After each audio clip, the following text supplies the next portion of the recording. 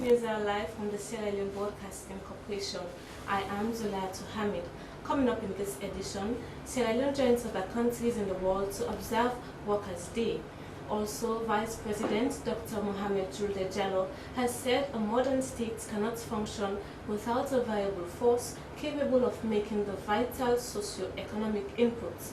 And Member of Parliament of Constituency 132, Honorable Ibrahim Tawa Conte, turned sword for the construction of 18 classrooms and block community center at number 9 community in Lumley. All these stories and more lined up in this edition of the news. Stay with us.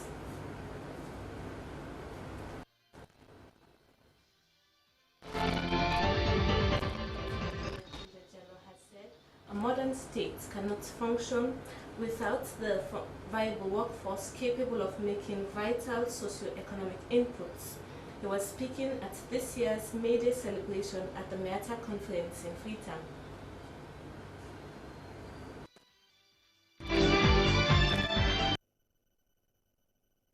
This year's International Workers' Day theme is Uniting Workers for Social and Economic Empowerment. Vice President Dr. Mohamed Julde Jallo said the labor force is critical to nation building, stressing that it is incumbent on government to provide the environment that favors the emergent sustenance of a viable labor force. He said workers contribute immensely to tax revenue and social security and should be remembered with pride the selfless labor and indefatigable contributions of workers to the country. Vice President Dr. Mohamed Julde Jallo informed the Guardian about government response to meet the needs of the workforce by increasing salaries of junior workers. His Excellency the President, in his address to Parliament last year, clearly stated that, I quote, "The most valuable asset of any nation is its workforce." He further asserted that a nation needs a workforce that is well motivated for the transformation of the natural resources to wealth. Today, over 60% of the country's working population represents nearly 2 million people in the labor market. As a government, the President of the Labor Union has already said it, which was also re-echoed by the Minister.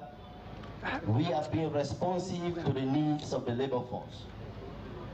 I will just name but a few. Over the last 1 year, this government has increased the salaries of junior workers of the public sector, which no doubt constitute the largest chunk of the public sector, by 15%. The Minister of Labour and Social Security, Adekunle King, said it is a day to celebrate a long list of fallen comrades who have worked relentlessly to improve the welfare of workers in a modern-day welfare state like Sierra Leone. Today, as a nation, we face the problem of mass migration, wherein some of our young compatriots have chosen of late to indulge in what you call the temple run. Migration is not bad in itself. It is, however, of great concern when they choose to go down the route purely as a means of survival. My ministry will continue to monitor the situation in order to ensure that our unsuspecting youths do not fall into the hands of unscrupulous impostors who operate in the guise of creating jobs, and will keep you informed when there are genuine recruitment programs abroad. The president of the Sierra Leone Labour Congress, Jennings Wright, described the Labour Congress as the strongest social partners to government and have been keenly following government activities in relation to the well-being of every citizen. He said the Congress appreciates the number of positive actions taken since the assumption of this government, such as a free quality education. The Executive Secretary, Sierra Leone Employers Federation, Kobe Walker, said the theme Uniting Workers for Social and Economic Empowerment is in line with the report of the Global Commission on the Future of Work established by the International Labour Organization to commemorate its centenary this year. The regional manager, North Action Aid Sierra Leone, Ali Jim, said the contribution of workers in building up the nation is recognized and workers should reflect on what this day means. The launching of the Stop Violence and Harassment in the Workplace campaign by the Executive Director Action Aid Sierra Leone, Mohamed Silla, climaxed the occasion. For News Hour in Freetown, Thomas Neal reporting. People living with albinism in the country are calling upon the government for support with immediate medical attention. They made this appeal when SLBC visited the Connaught Hospital to look at the status of 2 albinos that are admitted with cancer disease. Please note that some of these pictures in the story are very disturbing. Via discretion is advised. For more on this, let's join Mariam Suma. 27-year-old Ruth Awakatimukondo, presently admitted at the Connaught Hospital, is suffering from skin cancer. Ruth was a contract staff at the UBA Bank before she got infected. Mary Lucy Kemba is the mother of Ruth. She said they have only spent a month in the hospital, but that her daughter has been suffering from skin cancer for over a year now. She added that Ruth was a very happy lady and pleased with what she was doing at the bank, but since she got ill, her daughter is not the same anymore. Mary said her daughter is going through a lot of pain and she needs support from the government. When she fell ill last year, her bank was very supportive and we used that money to buy her drugs and other items. But they have stopped supporting her, and I don't have anywhere or anyone to support us. I'm calling on the government and humanitarian organizations to support us. Hassan Jallo, a first-year student at the University of Makeni, is also admitted at the Connaught Hospital undergoing treatment for skin cancer. His condition is very critical, and both of them need urgent medical attention, despite the efforts made by the hospital management. Aissatou Bangura is the mother of Hassan Jallo. She said the status of her son is very critical, and that as a mother, it is very difficult for her to see her son go through such pain. I'm calling on the government to save my son. I have nothing left with me. If we might stay here at the hospital, people have to support us with food, because I don't have someone to support me. It's been 2 years since I have been moving around with my son. If you don't support us, my son will die. Pastor Sarah Ngaiwa is the director for Albinism Royal Foundation. She said the most common disease that affects them is skin cancer and sunburn. And because they don't have all the finance to protect their skin, in most cases it results to skin cancer. Pastor Sarah said it is because most of them don't get medical attention on time that makes their situation worse. She said most of them do not come to the hospital on time as they rely on native doctors. We don't have that opportunity, we don't have all those privileges. That is why some of us are going through this kind of diseases. And mostly they are exposing the body to the sun because the sun is not good for us. We cannot be too long under the sun for too long. For you can stay under the sun 4 to 5 hours. But for us, we won't try it because we will try it. Our body will go to red color, then it starts to do something like fireburn. We call it a Korean fireburn. I want the government to pay attention on us because we have our demand is very, very great as a person living with albinism. We have a lot of challenges. I am pleading to the government, to even the organization, partners organization, even the NGOs, please just to come to our aid. We need you guys. We need your support. We need your courage. We need you. We need everything pertaining. We need sun screen. We need sun acne. We need glasses. Please, please, please. Albinism is an inherited condition with a relatively high prevalence in populations throughout sub-Saharan Africa. The impacts of albinism are particularly serious in areas that associate albinism with legend and folklore, leading to stigmatization and discrimination. Also, people with albinism are just like anyone else, with the same lifespan and ability to reach their goals. But living with any medical condition during the teen years can be difficult, and albinism is no exception. SLBC News, Mariam Asuma reporting.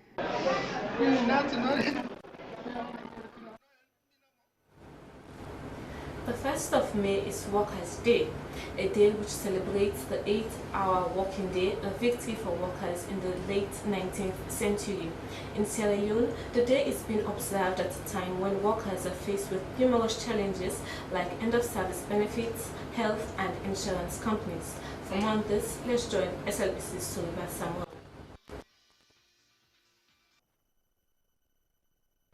The International Socialist Congress, Amsterdam, in 1904 called on all Social Democratic Party organizations and trade unions of all countries to demonstrate energetically on the 1st of May for the legal establishment of the 8-hour day, for the class demands of the proletariat, and for universal peace.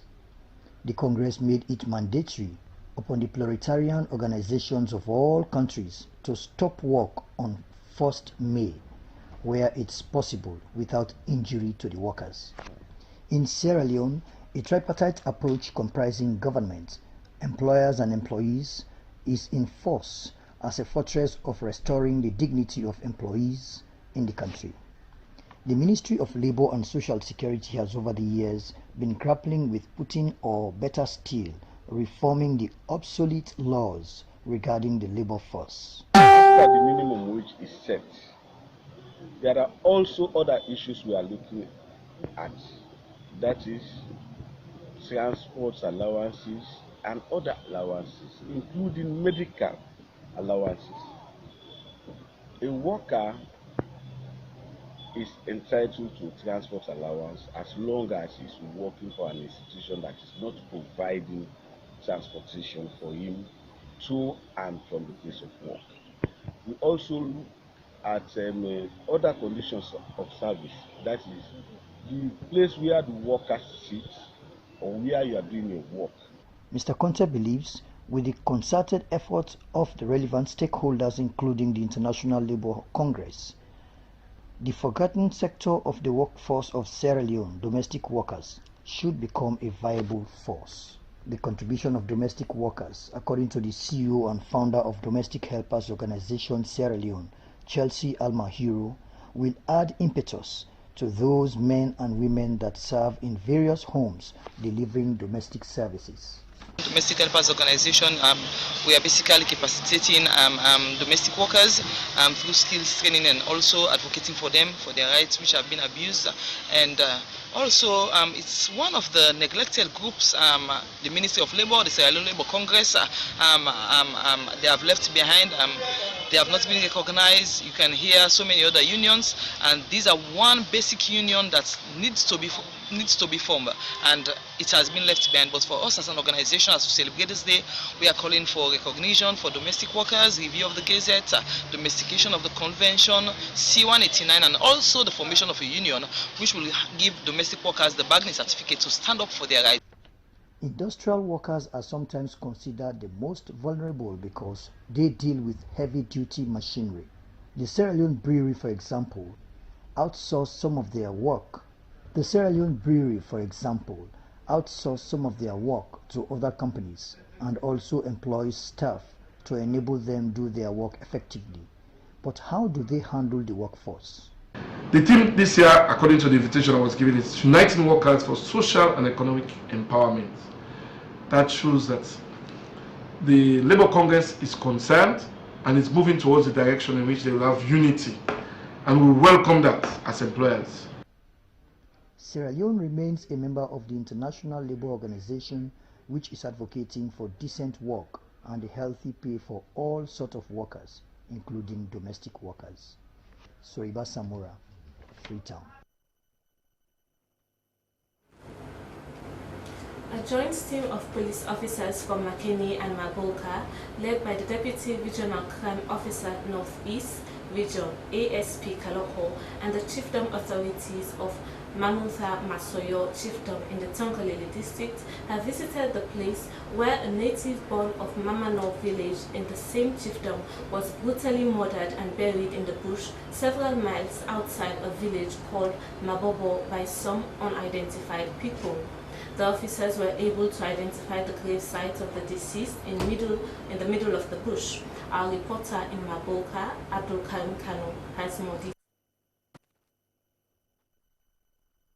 This team of police investigators and chiefdom authorities of Mamunta Mayoso chiefdom in the Tonkolili district are in this bush outside a village called Mabobo to see for themselves the place where Ali Bla was murdered and buried with most of his body parts allegedly removed. The deceased Ali Bla was said to have been buried here in a shallow pit in this swamp. This joint team of investigators from Makeni and Magborka had to walk for several miles to reach the place where the suspected ritual killing is said to have taken place. According to one of the relatives of the deceased, Mohammed Niko Kamara, their son went missing from the village of Mamano since the 4th of April 2019 and was only heard about his death 20 days after the forest guards of the Mamunta Mayoso reserved area discovered what appeared to be the gravesite of Ali Bla. Prior to the arrival of the team of investigators, villagers of the 16 villages that makes up the Mayoso section gathered at Mamano village to register their dismay for the loss of their son and insist that the cattle rearers leave their area with immediate effect. Some of them said they are suspecting the cattle rearers for the brutal killing of their son, an allegation which the cattle rearers strongly denied. Over the years, villagers have continued to complain that the cattle are destroying their plantations, while the Fula cattle rearers also complain of their cattle being frequently killed. Regent Chief of Mamunta Mayoso Chiefdom Delvin Sanko appealed to his subjects to exercise patience while the police continue their investigations. Deputy Regional Crime Officer of the Northeast Region, ASP Kaloko, assured the villagers that the police will do all it can to find out who was behind the killing of Ali Bla. He appealed to the villagers to cooperate with the police by providing any relevant information that may have some link to the killing. ASP Kaloko was among the team of police officers and other local authorities who went to search for the place where Ali Bla was murdered and buried in the jungle. At the moment, the villagers are desperate for justice. USA Incorporated, a US-based company in the aquaculture and agriculture industry, along with Aquatech SRL, an Italian company, and Seagreen Technologies Limited in Australia, have been given new development technologies to face challenges in the industry for next generation and to answer most discussed issues about food security and social needs issues for the poor communities. To discuss this, I have with me Upali Kauratna in the studios, who is the president. Good evening and welcome, sir. Good evening to you. Now, tell us more about this new technology. The technology is about fish breeding and vegetable farming at a backyard.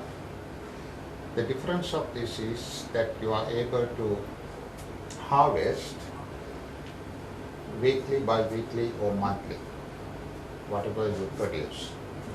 Now, when it comes to fish breeding, you usually need to have at least 4 months for the fish to grow from fingerling state to the table size fish, let's say 450 to 500 grams. In our technology, we are able to produce after the first 4 months fish that you can harvest every week. Now the same applies for vegetables. When you plant some whatever vegetable, that would take probably 4 weeks, 6 weeks, 8 weeks, or 2 months, or even more. In our technology, after the first 2 months, you are able to harvest weekly, bi-weekly, monthly. Now that assures a family growing the fish, breeding the fish and growing vegetables in your backyard, that you can live on what you grow on a monthly revenue. So that's the technology we have developed. Okay. So how would you be working with the Ministry of Agriculture? When we introduced this program, which is named as Agriculture-Based Community Development Export City Program, we proposed a a program designed to build 2,500 houses along with 2,500 production units at the backyard of houses. So the Minister of Agriculture responded very enthusiastically to partner with us, so that they are giving us the land, they are allowing us to screen the families that are appropriate to be employed on this. And then we start the production. We build a city. We built a city with 2,500 houses of 2 bedrooms, along with the production system, and then provide the power, solar power, electricity capacity, and the water. All the other amenities that are required for a small city, including the recycling of waste, sewage system, fish and vegetable processing plant, because 80% of the production meant for exports. So all the necessary facilities are there. So the ministry responded very favorably. And we are working with them in order to hand this over. After we recoup the investment, the project will be handed over to the government. So how many countries have you worked with? How many countries have you worked with? For this, to this magnitude, we have not started with a country yet, because we have inquiries from several African countries. However, we are still going through their the prerequisite state. In other words, we need to understand the background of the location and also the other components that are good for the project to be commenced. So in that case, Sierra Leone came in the first place, so we started working with them. That led me to my next question. Do you think Sierra Leone will be a successful country to practice this? We believe so, because the population is 7 million, and the location that has been chosen by the government is a good location, and the facilities provided by the government, and based on our contract, the government has agreed the terms of the contract. So with all that, Sierra Leone government came in the first place to work with us. Okay. So what's the lifespan? What's the next? The lifespan. The lifespan of the project is, for us it is 7 years. We are handing over the project in 7 years, but it can go on for 20, 30, whatever number of years, as long as they want to continue. But in the first 18 months we complete the project, and we manage the project for the next 5 years until we recoup the investment, and then we hand it over to the government. So the project belongs to the people, and the houses belong to them, entire production system, everything belongs to them. But if they want us to manage, and if they want us to continue our buyback agreement, to buy back the product at guaranteed prices, then we would do so, provided we have a management contract. And what are those prices, the range of prices? Of the prices. What are the ranges in the prices? In the prices, the prices you spoke of. The purchase prices? Yes, the purchase prices. We are paying a guaranteed price of $4.50 per kilo of fish and $2 per kilo of vegetables at the doorstep. The farmers do not have to look for any markets or take the produce anywhere. We have a team that will buy the produce at the doorstep. And that makes it convenient at the doorstep. Yes, and also one good thing is that's about $2,000 to $2,500 revenue for the families. But at the beginning we will deduct certain percentage to recoup the investment, and thereafter the money is to them and they owe to the government, so they can work it out the best way for the farmers. Thank you so much. Welcome. Well, that was Upali Kaluratna, President of Star USA Incorporated. Well, if you're just joining us, this is Newshour Live from the Sierra Leone Broadcasting Corporation with me, Zulaiha Hamid. We'll continue with more stories making the news. A police officer, as-LAF personnel in Makeni, has sustained gunshot wound as a result of as a result of being attacked by armed robbers. Hassan Forekama was at the emergency meeting at the regional police headquarters in Makeni and now reports.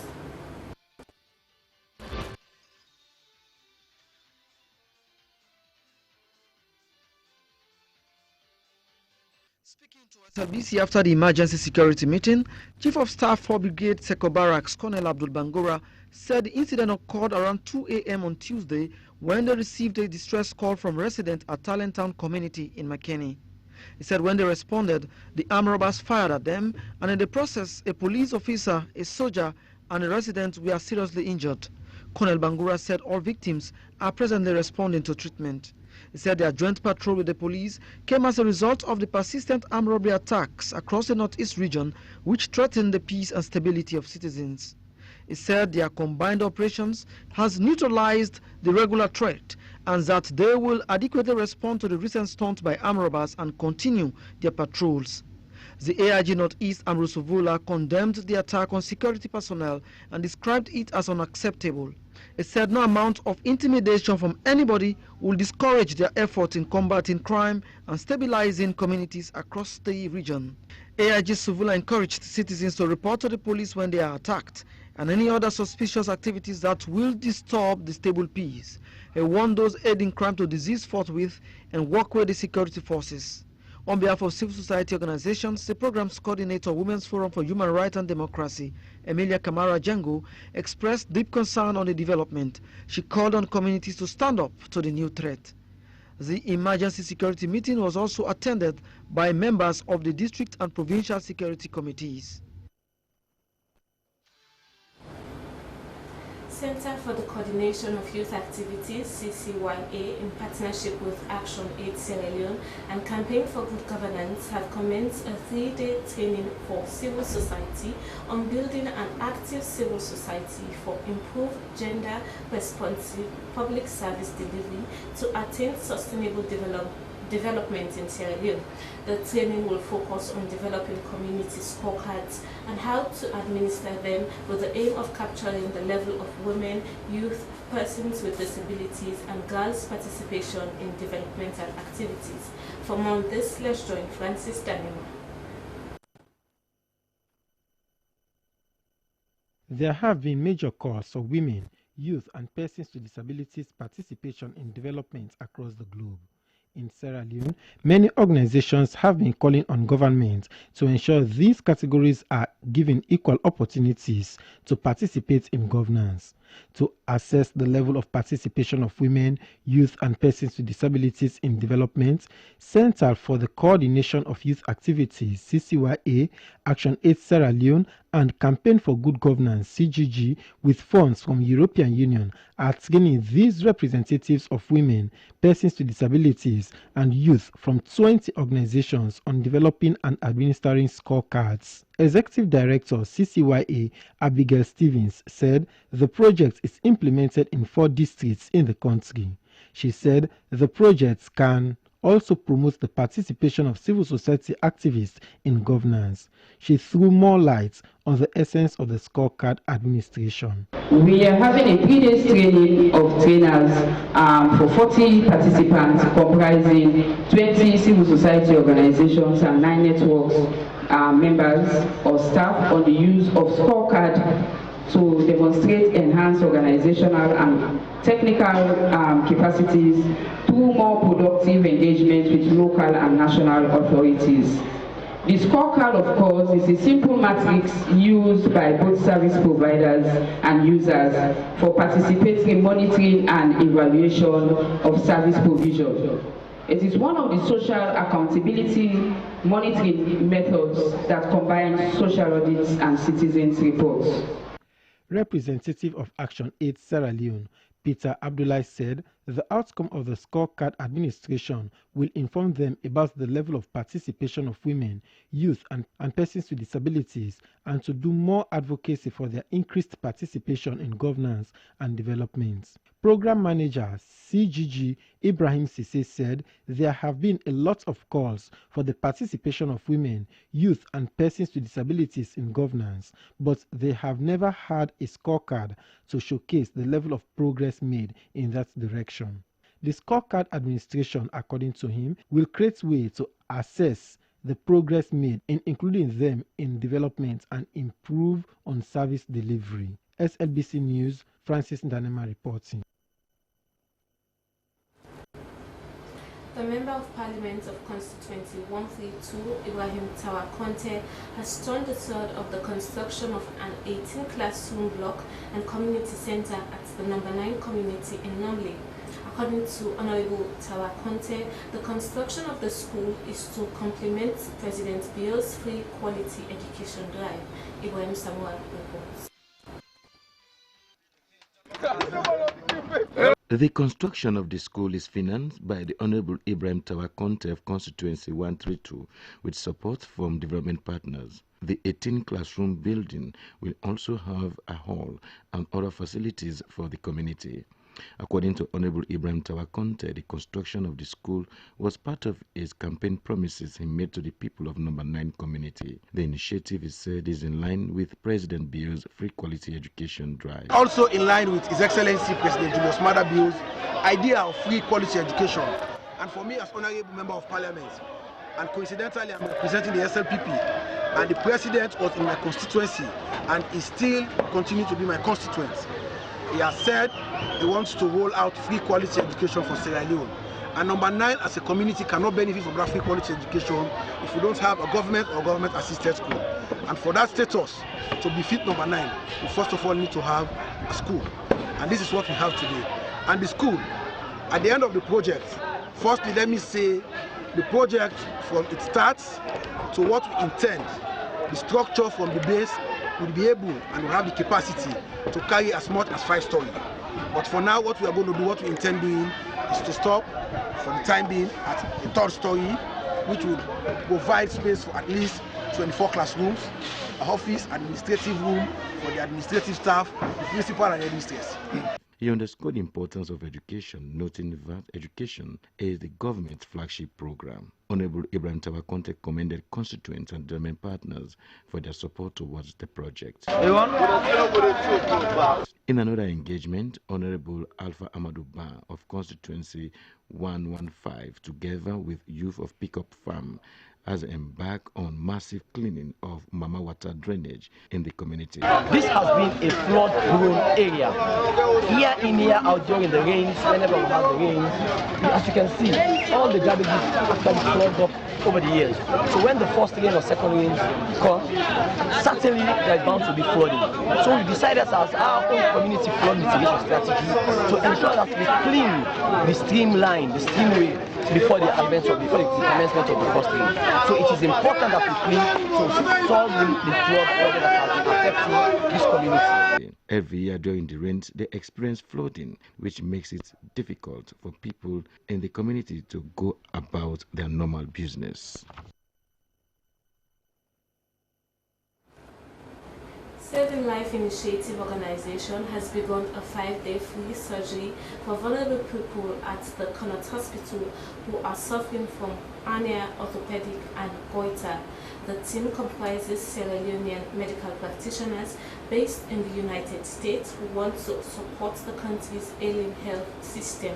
Malera Suma visited the Connaught Hospital.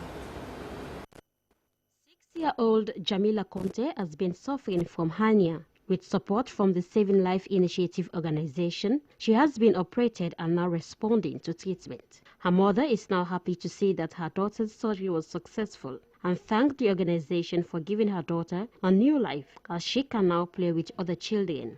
Zainab Bangura has been living for a long time with goiter. Though she doesn't feel any pain, the bump is getting bigger each day. She is hopeful that after the surgery, she will regain her figure again and thanked all those who will be doing her surgery. Founder of the Saving Life Initiative organization, Abdul Malik Jallo Jamburia, explained that the organization started with 3 Sierra Leoneans who are based in the United States. They are specialized in accounting, procurement, and an anesthetist surgeon. He said they came together to ensure that they return home and give the little they have back to their country through knowledge exchanging with the local doctors and giving a new life to sick people in the country. Hernias are so multifactorial in the sense that there are so many things that can cause hernias. Some people it's just a muscle strain, it's not picking a box using the wrong techniques.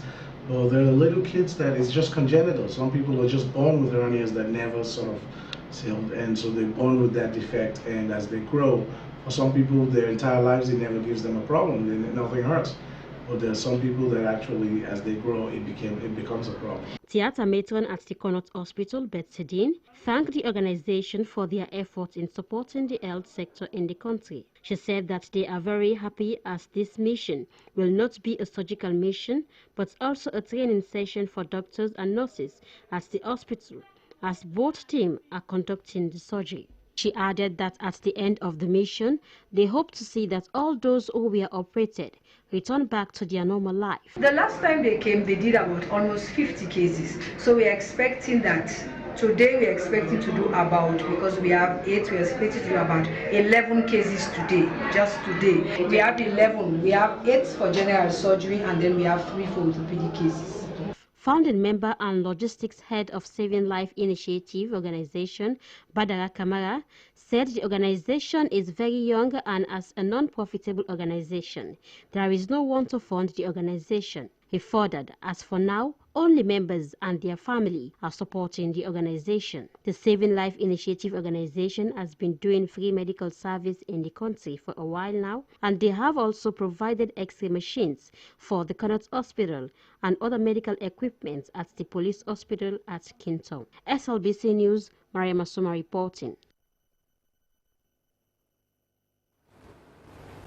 The Minister of Foreign Affairs and International Cooperation has laid papers on general cooperation agreements between Sierra Leone, Ghana and Russia. The agreement will enable Sierra Leone benefit from military, economic, trade and investment opportunities from Russia and Ghana. Rose Kunima Stevens was in Parliament. Presenting the General Cooperation Agreement papers to Parliament, the Foreign Affairs Minister, Dr. Ali Kaba, said Ghana and Sierra Leone already share common interests as ECOWAS, African Union, and United Nations members. The Joint Commission, he explained, will cement the existing relationship between both countries to accelerate the integration process in West Africa and Africa as a whole. The minister noted that intra-Africa trade and investments will help to accelerate sustainable development for member states. He maintained that Sierra Leone, Ghana and Russia stand to benefit from the joint cooperation, as all parties will learn and share experiences through a win-win cooperation. This joint commission will go a long way to accelerate the integration process in West Africa and indeed in Africa. His Excellency signed the Continental Free Trade Agreement on the 2nd of July last year in Nouakchott, Mauritania, to emphasize our commitment to the integration of Africa. On the Russia Military Technical Agreement, this agreement will enable Sierra Leone and Russia to engage in military cooperation through the sale and purchase of military equipment, the exchange of relevant military technical intellectual property rights, the placement of military specialists in each party's country, and the training of military personnel in both countries. The agreement between Sierra Leone and Russia will ensure mutual benefits in the military and long-term cooperation in technical fields. The benefits include training of military personnel and supply of military equipment, among others. Members of Parliament lauded the efforts of the Foreign Affairs Minister for his strides in both bilateral and multilateral relationships. Country relationship is going to help not only in our diplomatic relations, but it will improve our domestic product when we improve trade relations with countries within sub-region. That cooperation is relevant, and we have to work on it to make sure that we all benefit from what we have in common. Russia and Sierra Leone have such a very, very close tie. So we begin to ask ourselves what actually went wrong.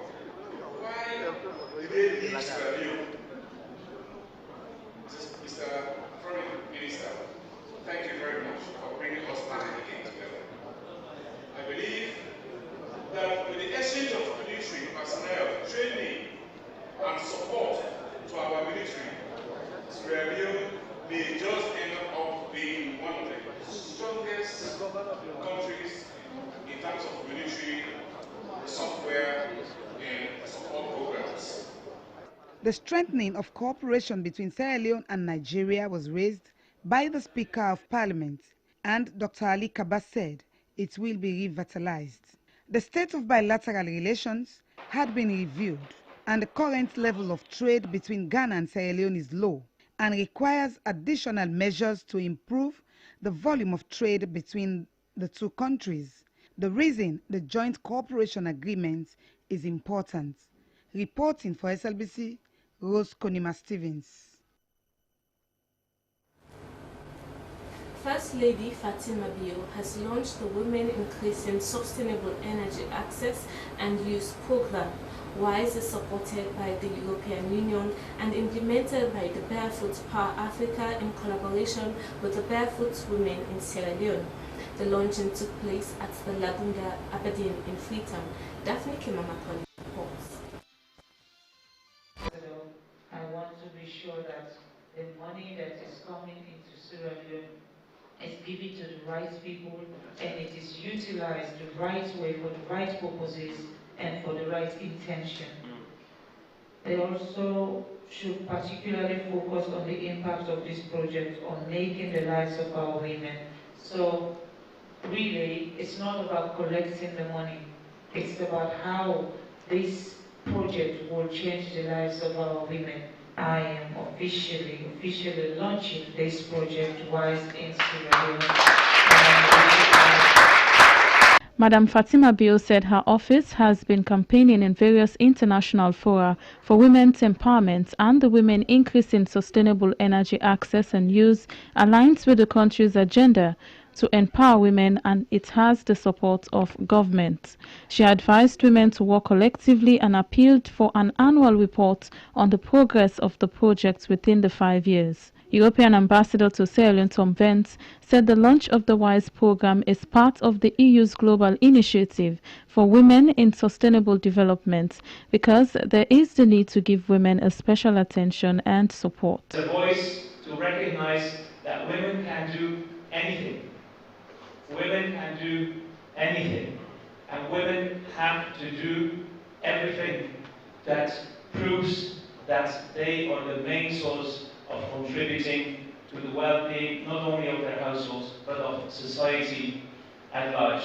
Compliance Project Manager Barefoot Power Josephine Gachiri said the Barefoot Power is a solar energy provider and has existed for over 14 years. She said the 5 years project will provide finance for women in sustainable solar power energy and mentor women in the creation of solar energy. A typical household size in these countries is 5 occupants per house, making it about 10 million people. Who have been provided with suitable, healthy, adequate means of household lighting and also means to power their mobile phones. Our delivery model has created an ecosystem of prolific partners in 7 major areas. This is solar product quality testing, community-based and grassroots mobilization, end-user finance partners including banks, fintech lenders, village savings, or what we call home banking systems. Local solar technicians, having trained both young men and women to provide installation services, support, and maintenance. Barefoot Power assists people in developing countries to access affordable renewable energy. This is to provide low-income earners that live in rural or suburban areas with little or no access to electric power and also empower rural women in the process. For SLBC News, Daphne Kimamakoli reporting. And now for some news around the African continent.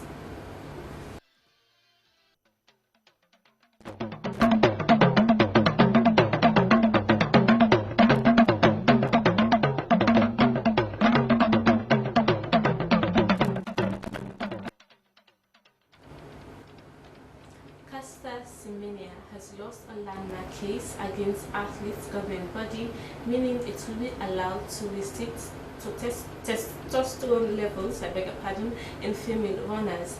The Court of Arbitration for Sports rejected the South Africans' challenge against the IAAF's new rule, but CAS said it had serious concerns as to the future of practical application of the regulations. Olympic 800 meters champion Siminia 28 said in response of the ruling that the IAAF have always targeted her specifically. Now she and other athletes with difference of sexual development, DSD, must either take medication in order to compete in track events from 400 meters to mile or change to another distance. For a decade, the IAAF has tried to slow me down, she said, but this has actually made me stronger. The decision of CAS will not hold me back, said Siminia in a statement. I will also continue to rise above and continue to inspire young women and athletes in South Africa and around the world. Previously, she said she wanted to run naturally the way I was born. CAS found out the rules of athletes with DSD were discriminatory, but that the discrimination was necessary, reasonable and proportionate to protect the integrity of female athletes. China's influence in Africa grows as more young people learn to speak Mandarin. Inside a brightly lit classroom, around 200 school children are enthusiastically singing the Chinese national anthem. The song is followed by another tune in Chinese, one typically sung during the Lunar New Year. But this scene is not taking place in Chinese school, but a Lakewood Premier School thousands of kilometers away, Nairobi. Here, school children are learning Mandarin in a language spoken by nearly 1 billion people, almost 800 kilometers away from their home. Sadra Munjira, 13, is one of the hundreds of African school children who are increasingly proficient in the Chinese language. More will join other ranks in 2020 when Mandarin will be officially taught in all Kenyan schools alongside French, Arabic and German, which are already in the curriculum.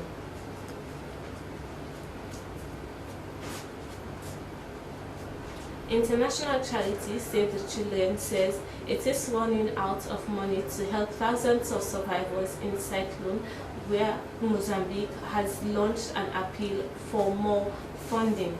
Tropical cyclone Kenneth is the strongest storm to hit the region since records began, made land that happened on Thursday, then moved slowly over the eastern African nation, killing 38 people. Mozambique cyclone Kenneth and dumping torrential rains in areas still reeling from the devastation brought last month by tropical cyclone Idai. That storm spawned massive floods, killed 750 people, and caused an estimated 1 billion in damage in the country. Both cyclones have shattered families and destroyed livelihoods. The loss of life is devastating. Those who are already living on the brink of poverty have now been left with nothing. With donations dwindling, we are facing a crucial situation, Nicholas Finis, Save the Children response team, leader of both cyclones, said in Monday's statement.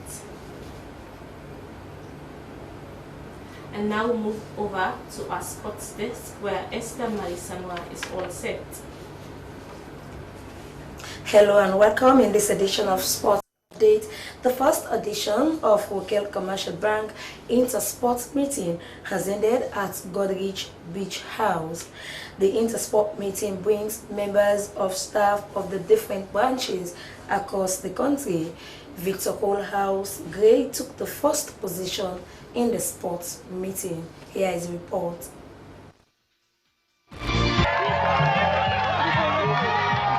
This first Intersports meeting was full of fun and interaction with staff members across the country, placed in various house colors named after previous managing directors of the bank. Victor House Gray comprises Wellington, Charlotte State, Koidu, and Clocktower branches. John Okafor-Smart move as Siaka Stevens State, Pujon, and Wilberforce State branches. Henry Macaulay Blue includes Kenema, McKinney, and Congo Cross branches, and Chris Walton House Yellow was represented by headquarters. The opening event saw House representatives being blindfolded and expected to form a perfect square. Other events like Find an Object Hidden Under the Sand, Nose Divine Game, in which the participants took cotton board with their nose and transferred to another point, Tug of Peace, all formed part of the program. Managing Director of Wokel Commercial Bank, Dr. Walton Gilpin, said they decided to organize this maiden edition of the sporting meeting to get acquainted with staff members countrywide. As he noted, sport always alerts the brain. You know that a healthy mind gets a healthy body, and also it's nice to have people come together as one and have a fun activity so that they can promote harmony, they can promote coordination, they can promote unity in the system.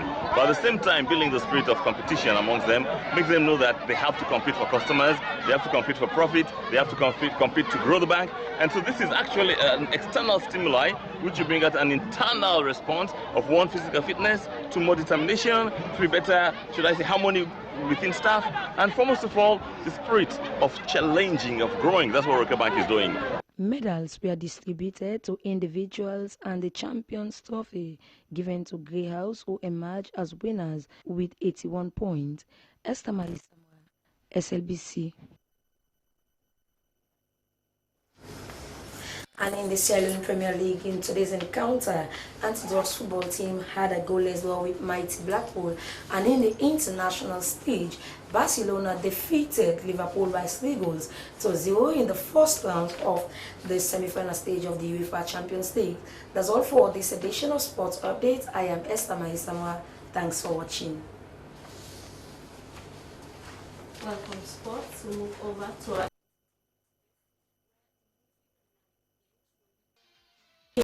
The movie was shot in Maryland, USA by a Cameroonian, Dexter Brandt, and has over 70% Sierra Leonean cases.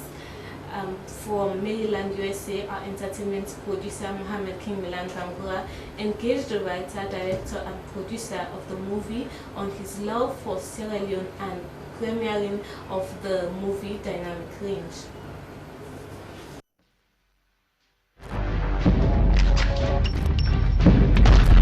Welcome to the show, Dexter Brains.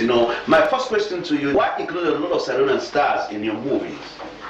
Well, thank you for having me here on SLBC. My name is Dexter Brains. When I got to the US, I think that was the first people I would say I started working with, and then I realized that a couple of them they have huge passion for what I do as well, for what I have as well, and so we just get a click in. I work with people from every race, ethnicity, background, and however you can put it. With Europeans, I've worked with people from all around the globe. So it's not like I'm tied down to Sierra Leoneans only.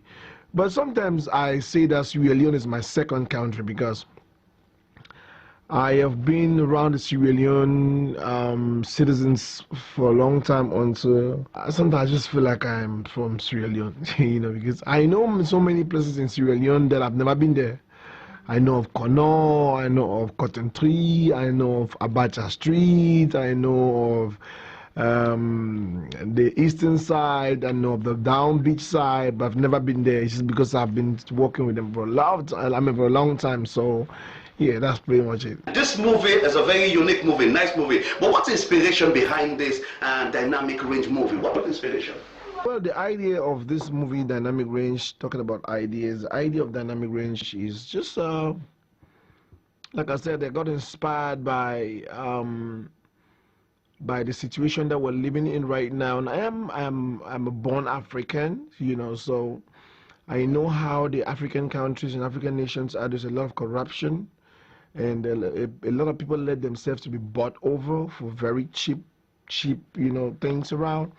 So Dynamic Range is just one of those movies that teaches people that in the community or the world we're living in, that see people that can stand their ground and say that no, I will not let my integrity, my personality, my dignity be bought over for a couple of dollars. Right, so it's going to be a very, very big premiere, which I would say that anybody that misses this premiere, you have missed to be part of the history that we are going to be living here in Maryland, basically. And when will the people, the populace in this country have the opportunity to watch this movie right in this country? When are you going to launch it here? I think, like I said before, Sierra Leone is my second country, and I really, really plan to visit Sierra Leone anytime soon. I am talking with a couple of Sierra Leoneans to know how it works down there on the ground, so that we can as well plan and see how we can go down there. But I think this 2019, say probably before the end of 2019, we'll definitely have a premiere of Dynamic Range in Sierra Leone. Myself, I want to go to Sierra Leone. I want to see Cotton Tree. I want to see how it looks like.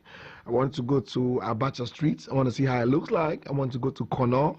I want to go to I just want to go see how the place looks like, So the moment I'm going to step my feet in Sierra Leone, as my friends, they call it Mama Salon, I will definitely be going there with a script, and as soon as I get there, I'm going to do a casting call. I'm going to get everybody on board, and we are going to do a movie that has never been done before in Sierra Leone. Because this is going to be your final message. But my name is Hugo James. Well, to end the news, a roundup of our top stories. Sierra Leone has joined other countries to observe Workers' Day. Vice President Dr. Mohamed Julde Jallo has said a modern state cannot function without a viable workforce capable of making the vital socio-economic inputs, and the Member of Parliament of Constituency 132, Ibrahim Tawakonte, has told the South for the construction of an 18 classroom for blocks and community center at the number 9 community in Lumley. Well, that's all in this edition of the news. On behalf of my team, I am Zulatu Hamid. Thanks for your company.